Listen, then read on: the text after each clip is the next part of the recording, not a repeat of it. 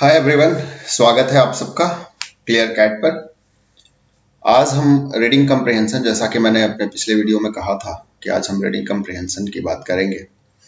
और रीडिंग कम्प्रिहेंशन अगर आप देख रहे हैं स्क्रीन पर, तो मैंने पहले ही लिख रखा है, the area in CAT paper which makes you in or out from IIM entry. That refers to कि जब आप 34 क्वेश्चंस के वर्बल में आंसर कर रहे हो और 24-25 क्वेश्चंस कहीं ना कहीं रीडिंग कम्प्रिहेंशंस के हों, तो फिर ये कहने में कोई दिक्कत नहीं होनी चाहिए कि यही वो एरिया है जो आपको इन और आउट करेगा।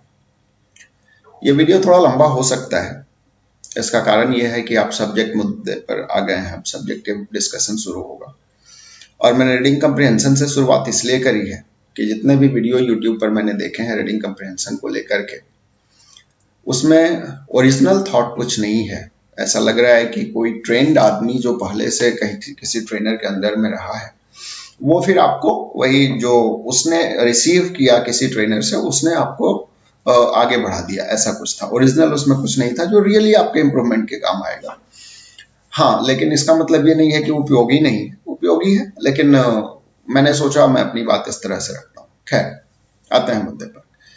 सो रीडिंग कम्प्रिहेंशन में जब मैंने पहले ही कहा कि ये इन्स और आउट की बात होती है, तो आखिर ये रीडिंग कम्प्रिहेंशन ये देखते हैं हम। जब मैं सोच रहा था कि आखिर शुरुआत कैसे कर सकते हैं इसकी, तो मैंने पहले प्रॉब्लम को लिस्ट किया कि क्या क्या प्रॉब्लम्स अभी तक अपने कैरियर में जो मैंने देखे हैं, जो बच्चों को आते थे और जो कैंडिडेट मेरे ट्रेनिंग में थे, उनको क्या क्या प्रॉब्लम्स आते थे। तो उनको कहीं ना कहीं आप जो स्क्रीन पर देख रहे हैं इस तरफ, उसी तरह से मैंने ये किया है। यहां पर देखिए, lesser understanding of the passage, the very first problem. एक एक करके मैं सारे जो यहाँ पर लिस्ट में आपको दिख रहे हैं उन सब पर मैं बात करूंगा यहाँ पर। So lesser understanding of the passage, इसको आप प्रॉब्लम नहीं कहते हैं, बेसिकली ये प्रॉब्लम का इम्पैक्ट। रीडिंग कम्प्रिहेंशन बहुत सब्जेक्टिव है, बहुत इन डीप जाऊंगा मैं इसमें। और एक बार अगर रीडिंग कम्प्रिहेंशन आपने समझ लिया तो फिर समझिए कैट का 50% work is done in terms of mathematics even. Because language जब आप समझने लगते हो तभी मैथ्स के प्रॉब्लम भी सॉल्व होते हैं और DILR के भी प्रॉब्लम सॉल्व होते हैं, इसलिए मैं बात कर रहा हूं। अब अगर इसकी बात हम करें कि lesser understanding of the passage is a problem or is a result of a problem, yes it's a result of a problem. So what is the cause if it's a result or it's if the outcome, तो इसका कुछ cause होगा। Cause क्या है? Cause जब बात करते हैं तो आप बात करते हो कि भाई वो कैप्स भी आपका प्रॉब्लम नहीं होता। बेसिकली वो कैप्स, मुझे एक कहानी सुनाता हूं आपको। अब इसको ऐसे समझो कि हिंदी में हम बहुत सारे वर्ड यूज करते हैं और कोई अंग्रेज चला हिंदी सीखने, उसने अखबार में पढ़ा कि आम सभा को संबोधित करते हुए भारत के प्रधानमंत्री ने ये कहा, और उसने अब आम का मतलब देखा डिक्शनरी में। वहां पर आम का मतलब लिखा हुआ था एन इंडियन सबकॉन्टिनेंट फ्रूट। अब वो बेचारा पागल हो गया। पागल हो गया का मतलब क्या है कि वो लगा सोचने कि ये भारत का प्रधानमंत्री फ्रूट्स की सभा में कैसे बोल रहा था और वो कैसे मतलब समझ रहे थे। यही बात हमारी होती है जब हम इंग्लिश के वर्ड्स में जाते हैं। बेसिकली वर्ड्स का प्लेसियल मीनिंग आपको पता होना चाहिए, ना कि आप किसी और चीज में पड़े रहो। वर्ड का लिटरल मीनिंग आपको पता हो सकता है, कान कान है, लेकिन जब कान देना की बात की जाती है तो सुनना, ध्यान देना की बात की जाती है। तो वही मैंने इसमें लिखा है, अगर आप गौर से देखें तो इसको प्लेसियल meaning of a particular word or phrase, ये पहला प्रॉब्लम था, जिसका रिजल्ट क्या हुआ? Lesser understanding of the passage. Problem line second one, first was effect. ये प्रॉब्लम लाइन है, वो इफेक्ट है। Context of a particular sentence, हाँ जी ये बात है। आप सुनते हो कि आम लोगों को बात करते करते बीच में एक ऐसा सेंटेंस बोलते हैं जो हमें नहीं समझ में आता कि इस कॉन्टेक्स्ट में बोला गया, क्या मतलब है इसका। तो वो शायद आपको भी समझ में नहीं आता होगा एक पर्टिकुलर पैराग्राफ में, लेकिन वो चूंकि रिटन स्क्रिप्टेड होता है, वहां ऑथर के पास एडिट करने के चांसेस होते हैं। वन टेक तो राइट अप होता नहीं है, कई बार कटता है, एडिट होता है, ऐड होता है, सब्सट्रैक्ट होता है। मैं अपने नेक्स्ट वीडियो में ऑथर्स पर ही बात करने वाला हूँ, जिसमें आपको समझ में आएगा how to make an write up, how an author makes a write up. तो वहां पर आपको पूरा प्रोसेस समझेगा। यहाँ पर मैं एट अ ग्लांस जा रहा हूँ बिकॉज रीडिंग कम्प्रहेंशन का ये पहला लेक्चर है। तो वहां पर देखिए मैंने लिखा है कि context of a particular sentence. दूसरा, ऑथर्स ऑब्जेक्टिव। देखिए, जब आप रियली किसी की नीयत जानना चाहते हो ना, या रियली उसको समझना चाहते हो, तो आप सबसे पहले उसके एक्ट के इंटेंशन को समझो कि ये उसने किया क्यों है। मतलब अगर एक आर्टिकल उसने लिखा 250, 400, 500 वर्ड्स का एक राइटअप लिखा, तो क्यों लिखा, क्या कारण था जो उसने ये लिखा, किसके लिए लिखा, क्या कर इस राइटअप से वो क्या कहना चाहता है, क्या बताना चाहता है, या उसके बताने का इंपैक्ट उसने क्या सोच रखा है, उसके इस बताने से क्या बदल जाने वाला है। तो ये जो चीज होती है ना, उसके इस बताने से क्या होने वाला है, क्योंकि वो बता रहा है, artist is telling either through verbal oration or through a writer scripted material, but वो कुछ बताना चाह रहा है। तो exactly if I'm telling something to someone in any way, either it's scripted or orally, I have certain belief कि इससे क्या होगा। जैसे चूंकि मैं थ्रू विजुअल्स बात कर रहा हूं आपसे, वरना मैं ये लिखता, तो थ्रू विजुअल्स जब मैं बात कर रहा हूं, मेरा ऑब्जेक्टिव ऑफ ओरेटर क्या है? ऑब्जेक्टिव ऑफ ओरेटर ये है कि कैट देने वाले कुछ लोगों के लिए रीडिंग कंप्रीहेंशन में राइट आंसर समझ पाना मुश्किल हो रहा होगा, और वो इस ऐसा कहो कि ऑब्जेक्टिवली वो यूट्यूब पर आते होंगे और वहां पर वो कुछ सॉल्यूशन ढूंढते होंगे कि क्या किसी ट्रेनर ने, क्या किसी एक्सपर्ट ने कुछ अपनी बात रखी है। वहां पर कई सारे एक्सपर्ट की बात उनको मिलती है। सिंस मैंने भी इसी डोमेन पर पिछले 20 साल काम किया है, तो मैंने अपना एक्सपीरियंस भी शेयर किया ताकि आपको कुछ गाइडेंस मिल सके। ये मेरा ऑब्जेक्टिव है। तो मैं क्लियर हूं कि हाँ, मैं किसको एड्रेस कर रहा हूं, क्यों एड्रेस कर रहा हूं। उस प्रॉब्लम्स को भी मैंने लिस्ट किया कि क्या क्या प्रॉब्लम्स फेस हुए।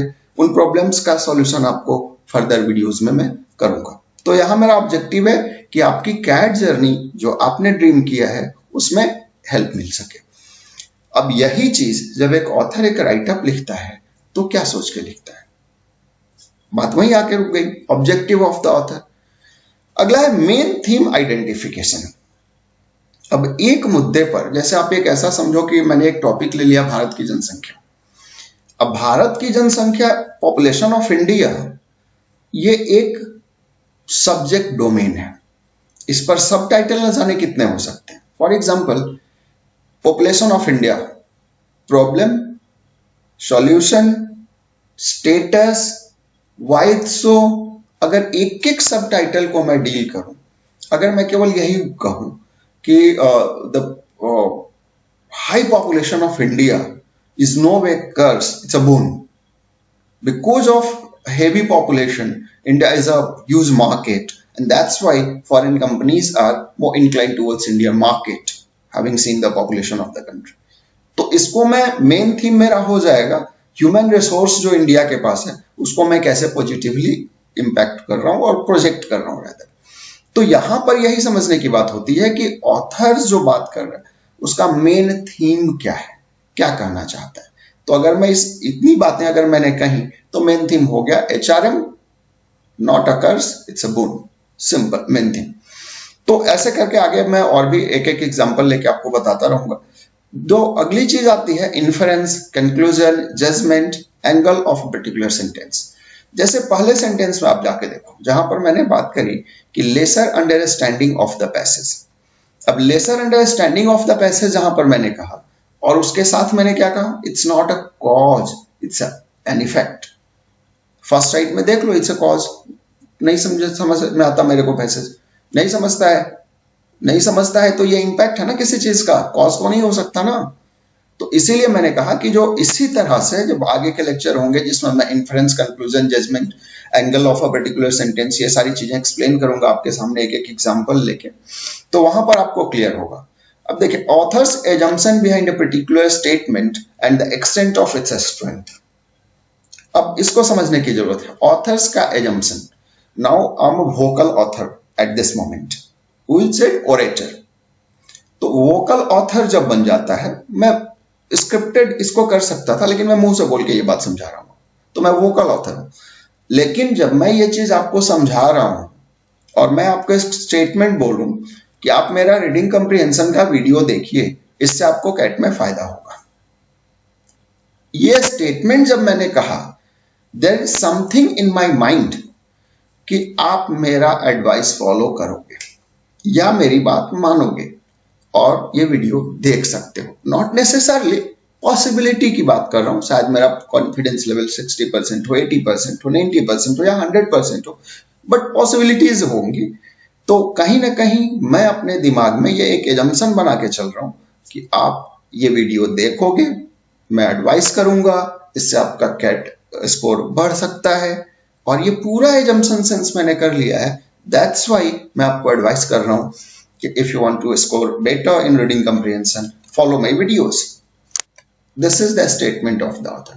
But the back of the mind, yes, you will follow it, you may follow it. That's my assumption.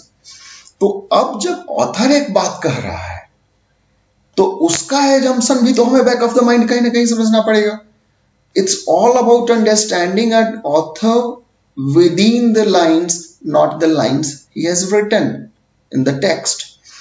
अगला है, how an author's argument falls flat if the premises of the statement made it changed or has any flaws. अब इसको ऐसे समझिए, मैंने आपको कहा कि आप मेरा वीडियो देखिए, मैंने क्या समझ लिया कि भाई आपके पास समय होगा, आप वीडियो देखोगे, हाफ एन आवर 1 आवर जितने देर का ये वीडियो होगा, आप कैट दे रहे हो, this all assumptions are mine. अब अगर आपने एक एजम्पशन मेरा क्या था कि आपको कैट एग्जाम देना है, you are a candidate and you are a sincere candidate जो लुक आफ्टर कर रहा है डिफरेंट चीजों को। अब अगर कोई कहीं से मेरे को इंफॉर्मेशन ये दे दिया जाए कि no you are not taking CAT this year, gone my statement, my advice, everything fall flat. तो यही हमें समझना है कि ऑथर ने जो बात कही है, उसको जो एजम्पशन लेके उसने कही है, उस एजम्पशन को अगर फ्लैट कर दिया जाए तो उसके स्टेटमेंट का रेलिवेंस या उसके स्टेटमेंट का मतलब खत्म हो जाता है। यही होता है एजम्पशन। तो आर्गुमेंट जो उसने दिया है, ये आर्गुमेंट को अगर मुझे डिसोन करना है, डिसऑनर करना है, या ऐसा कहो कि इनवैलिडेट करना है, तो कहीं ना कहीं मैं इस तरह के स्टेटमेंट का सहारा लेता हूं डिबेट्स वगैरह में। आने वाले वीडियोस में मैं आपको देखना टीवी डिबेट्स का क्लिपिंग डाल के दिखाऊंगा, कैसे लोग बोलते हैं, डिफरेंट यूट्यूबर्स स्पेशली जो पॉलिटिकल मुद्दों पर अपनी बात रखते हैं। या फिर इस तरह से देखेंगे कि आप कोई एक्सपर्ट भी बोल रहा है, इकोनॉमिक एक्सपर्ट, वहां पर भी मैं दिखाऊंगा टाइटल ऑफ न्यूज़पेपर्स कैसे बनते हैं, और उसमें देखो कैसे उन लोगों ने एजम्पशन क्या लिया है और उसको कैसे, ये आगे हम करने वाले हैं। बिकॉज वर्बल का मतलब ही होता है कि you are a master of communication, तो वहां तो आपको intention, everything, psychology behind, mindset of the author, सब कुछ समझना पड़ता है। आइए आते हैं अगले प्रॉब्लम की तरफ। Confusion between two opinions options out of the given 5 options as answer choice. अगली समस्या जो मेरे देखने में आई है बच्चों में, अगर ये सारी चीजें आपने कर ली, तब भी आप जब आंसर करने जाते हो तो कहीं ना कहीं आउट ऑफ द 5 ऑप्शंस 3 को एलिमिनेट कर लेते हो। एक आपके क्लासेस में या कहीं भी लोग बताएंगे, पीओई जिसको लोग बोलते हैं यूजुअली क्लासरूम्स में, POE is process of elimination. So आप पॉसिबिलिटी देखते हो कि ये आंसर हो सकता है, नहीं, ये आंसर हो सकता है, नहीं, ये आंसर हो सकता है, नहीं। तो इस तरह से आप एलिमिनेट करते जाते हो और एट द एंड आप दो के बीच कंफ्यूज कर जाते हो। ये दोनों में ये भी लग रहा है, ये भी लग रहा है, कौन सा हो सकता है? कंफ्यूजन वहां होता है। इसके अलावा भी बहुत सारे प्रॉब्लम्स हो सकते हैं जो इंडिविजुअल होंगे। ये ग्रुप लेवल पर जो मैंने प्रॉब्लम्स देखे हैं मास लेवल पर, उनको मैंने यहाँ पर लिस्ट किया है और एक एक करके हम सॉल्यूशन की बात करेंगे आने वाले वीडियोस में। अब यहाँ पर एनी मोर की बात करते हैं। अब चलिए, मैंने एक छोटा सा 2 लाइन का क्लिपिंग लिया है, बेसिकली ये समझने के लिए कि क्या होता है। ये स्पष्ट देखिए आप, मैंने स्टेटमेंट जो अपना रखा है, the origin of all the problems in reading comprehension. What's that origin? Immaturity of a statement analysing skills. आप जो स्टेटमेंट के एनालिसिस करते हो ना कहीं उसके एनालिसिस में इमैच्योरिटी दिखती है। वो डेप्थ में जाकर के डिग आउट करके क्या छुपा हुआ है वो नहीं निकाल पाना आपकी इनएबिलिटी होती है। So which leads towards a large room between authors say and the readers receive. What readers receive has never been said by the author or partially said by the author, but the reader receives at a whole. अब देखिए, इसको एक example से समझते हैं. ये cat 2018 का passage है, जरा देखिए.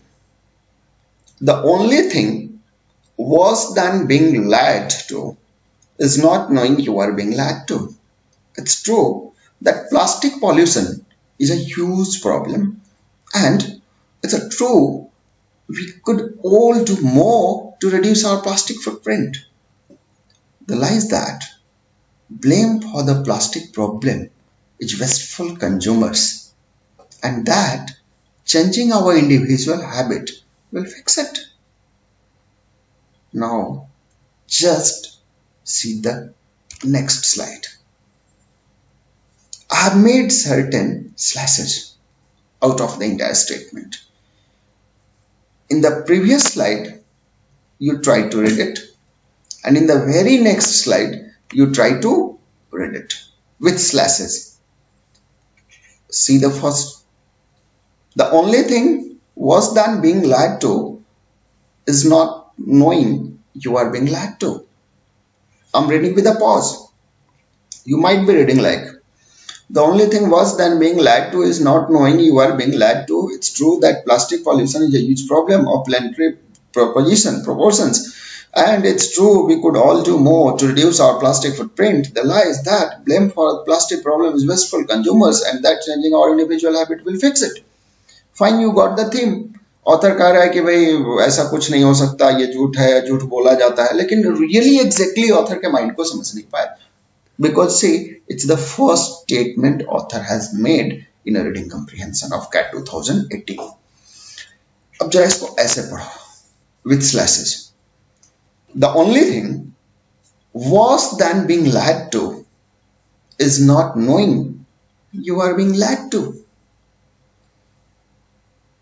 झूठ बोले जाने से खराब एक ही चीज हो सकती है, और वो क्या है? ये नहीं जानना कि मुझसे झूठ बोला जा रहा है. अगर आपको पता चल गया कि मुझसे झूठ बोला जा रहा है, ये बुरा है, एक बुरा फीलिंग होता है. Of course it's not a nice feeling, but what's the worst feeling? Since you don't know that what is being said to me is a lie, तो क्या होगा? आप अकॉर्डिंगली बिलीव करोगे, एक्ट करोगे. सो ऑथर देखो start कहां रह रहा है. The only thing worse than being lied to is not knowing you are being lied to. You know, ये लाइन ऑथर का देख के मुझे एक गजल गुलाम अली साहब का शायद है, आज सुबह में मैं सुन रहा था, वो याद आया. वो कहते हैं कि इसका गम नहीं कि तूने कुछ दिल को बर्बाद किया. I don't exact recall the exact lines, but वो ऐसा ही कुछ था कि इसका गम नहीं कि तूने दिल को बर्बाद किया, गम इस बात का है कि बड़ी देर में बर्बाद किया. कुछ इस तरह का लाइन था. तो अब जरा ये कंप्लेन कौन करता है? कोई प्रेमी जिसकी प्रेमिका है उससे बिछुड़ गई, उसको छोड़ के चली गई, तो वो कह रहा है कि इसका गम नहीं है कि तूने मेरे दिल को बर्बाद किया. बेसिकली गम इस बात का है कि बड़ी देर में बर्बाद किया. मतलब क्या है कि उस छलावे को समझने में इसको देर लग गया. मुझे ना उस प्रेमी की झलक इस ऑथर में दिख रही है. कैसे दिख रही है? कि ये भी बेचारा झूठ बोला गया, इससे समझ नहीं पाया और अब कंप्लेन कर रहा है. The only thing worse than being lied to is not knowing you are being lied to. Really. अब यहीं से समझो कि ऑथर किस तरफ जाएगा. Usually when it comes to, आगे का लाइन देखो, it's true that plastic pollution is a huge problem of planetary proportions and it's true we could all do more to reduce our plastic footprint. So what's lie there? The lie is that blame for the plastic problem is wasteful consumers and that changing our individual habit will fix it. अब हमसे झूठ क्या बोला गया? झूठ ये नहीं है कि हम बहुत कुछ कर सकते हैं, लेकिन ये झूठ बोला गया कि जो कंज्यूमर हैं, जो प्लास्टिक यूज कर रहे हैं, कहीं ना कहीं वो दोषी हैं, और अगर वो अपनी आदतों में सुधार कर लें, जैसा आपने देखा होगा हमेशा हम लोग बैन करते हैं, प्लास्टिक को गवर्नमेंट की तरफ से बैन किया जाता है, या फिर हमें प्रमोट किया जाता है कि आप जूट के बैग थैले यूज करो। तो यहाँ खूबसूरत झूठ क्या है ऑथर के अकॉर्डिंगली, कि भाई ये झूठ वोट है, और ये बात अजीब है कि ये झूठ हमसे बोला जाता है और हमें पता नहीं होता है। तो ये कुछ गजल वाली लाइन जैसे फीलिंग है। अब ऑथर किस लाइन पर ले जाएगा आगे के राइटअप को, जस्ट थिंक ऑफ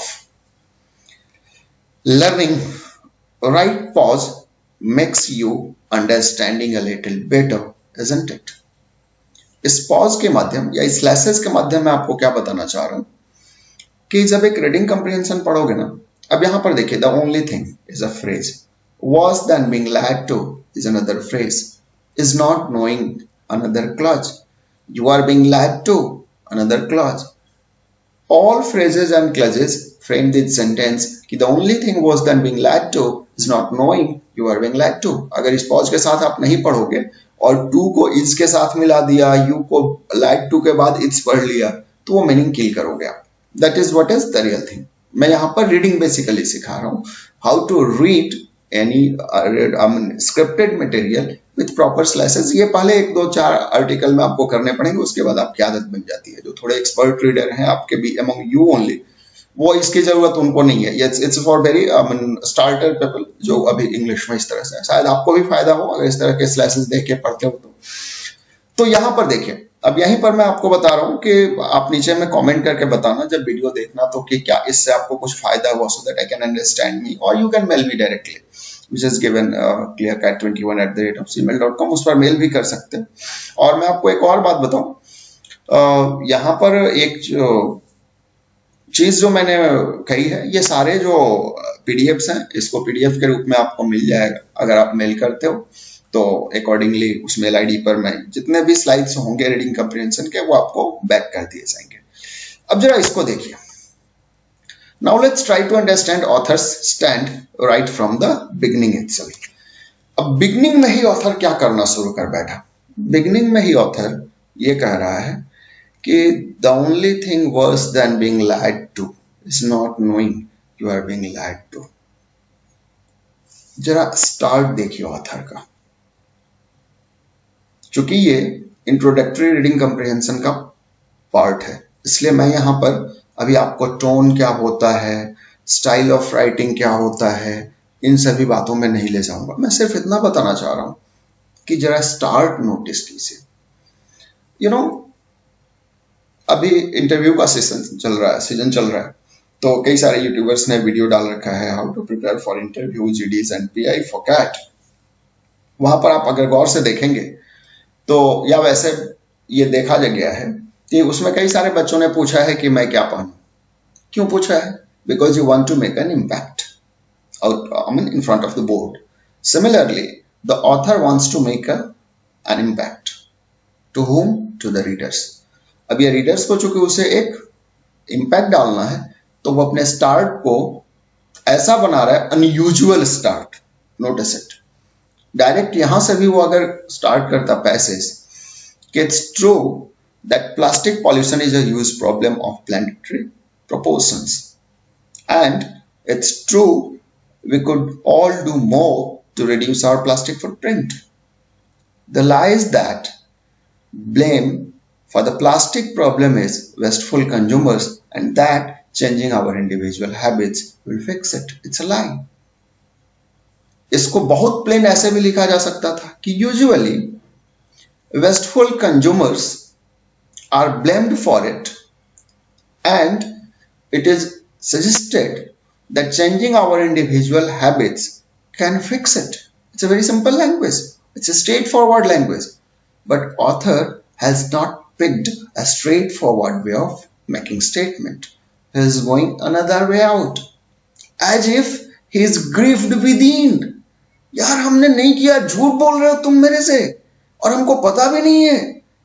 मैंने वो गजल का लाइन इसलिए बता। अब देखिए, अगर ये मजा जब आपको आने लगता है ना कि ऑथर किस माइंडसेट में लिख रहा है, यू मे एग्री और डिसएग्री टू ऑथर, तो अब यहां पर सिंस ऑथर की साइकोलॉजी को आप समझ रहे हो कि किस माइंडसेट में वो लिख रहा है, देन रीडिंग आपको अच्छी लग रही है। और यहां से आप पूरे पैसेज के आगे समझ सकते हो कि ऑथर किस कहां ले जाएगा। अब जब उसने पहले पैसेज में पहले पैराग्राफ में ये लिखा कि we are blamed but really we are not, अब तक नहीं लिखा है, कहना तो यही चाह रहा है अपने इन पूरे मतलब से, बिकॉज इट्स अ लाई। तो अब इस चीज को जब फर्स्ट पैराग्राफ में उसने सिर्फ और सिर्फ एक एजम्पशन जिस पर वो अपने पूरे राइटअप को कैरी करेगा उसको उसने लिख दिया, दिस इज माई एजम्पशन और this is my belief that only our habits can not fix it, so I am moving forward. Now first अपने इस स्टेटमेंट को वो जस्टिफाई करेगा आगे के लाइन में, बिल्कुल क्लियर देख के ही लग रहा है कि भाई अब वो इसको जस्टिफाई करेगा because it's not an usual statement which is known to everyone. वो कहीं ना कहीं एक डिफरेंट एस्पेक्ट दिखाना चाह रहा है इस टॉपिक का, तो उस एस्पेक्ट को why should we believe that yes we have been lied, for that उसको जस्टिफाई करना पड़ेगा। अब यहां पर इस पैराग्राफ का अगर मैं एक टाइटलिंग करूं या आपको एक्सप्लेन करूं कि पहले पैराग्राफ में क्या लिखा गया है, तो आप कहोगे पहले पैराग्राफ में ऑथर ने जो राइटिंग स्टाइल पिक किया है, ऑल्दो ये प्लास्टिक पॉल्यूशन की बात कर रहा है, लेकिन प्लास्टिक पॉल्यूशन में एक नया एस्पेक्ट लेके आया है कि only wasteful consumers are not responsible for it and only consumers habit cannot fix it। तो वहां से उसने स्टार्ट दिया है। The first paragraph is all about making a premises for further right up. देख, तो ये मैंने जो अभी जो ये पूरा वीडियो मैंने आपके सामने शेयर किया है, इसका मतलब है कि how to understand in the very beginning the entire writing plan of an author with the first paragraph itself, with the first paragraph itself. Now further author may or may not go to the extent where he will provide you entire solution of plastic pollution where everyone can be a active member, an active member। शायद उस extent तक वो जाए ना जाए, वो पूरा passage पढ़ने के बाद हमें पता चलेगा, जो अगले वीडियो में हम कंटिन्यू करेंगे इसको। मैंने कहा है काफी डीप जाऊंगा मैं रीडिंग कंप्रिहेंशन में, वीडियो लेंथ छोटा हो ताकि आप उब न जाओ, इसलिए इसको रखा है। And finally combining all the videos of reading comprehension will one video where we'll revise all the things into learning point, then we'll go for taking one passage and we'll check the accuracy। So this way my entire plan is going। अच्छा लगा आपको तो please ऐसा आप कर सकते हैं कि मुझे किसी भी सूरत में, देखिए एक चीज मैंने जो एक दो कई सारे मेल भी मुझे आए इधर, ऑल्दो शायद बहुत ज्यादा लोगों तक अभी हम नहीं पहुंच पाए हैं, लेकिन जिन लोगों तक भी पहुंचे हैं उसमें कुछ लोगों ने ये कहा कि सर आपको ऐसा करना चाहिए कि आप सब्सक्रिप्शन के लिए किस रिक्वेस्ट नहीं करते हैं या फिर लाइक करने के लिए या वो बेल आइकन दबाने के लिए नहीं बोलते हैं। देखिए honestly speaking it's not a decent behavior to ask you to subscribe my channel or to ask you to do any favor from your side। By and large, you don't understand it that the content I'm providing is valuable enough to remain updated and I should be the first person to get the content, or I should regularly be informed about the content so that I could not miss it। If you are daring enough to miss it, that simply means my content does not have that power to make you visit my channel again and again। So just requesting won't solve the purpose। So I'm not requesting and I'm not going to request at all because that's not the decent behavior। ऐसा नहीं है कि मैं किसी मंच पर कोई कविता पाठ कर रहा हूं कि भाई इस पर मुझे तालियां चाहिए आपकी, इस पर मुझे तालियां चाहिए आपकी, तालियों से स्वागत कीजिए, तालियां बजाएंगे तो मोटिवेशन मिलेगा। Yes it does, but at the same time कुछ रिस्पॉन्सिबिलिटी आपके भी हवाले है और मैं आपकी अंडरस्टैंडिंग पर पूरा फेथ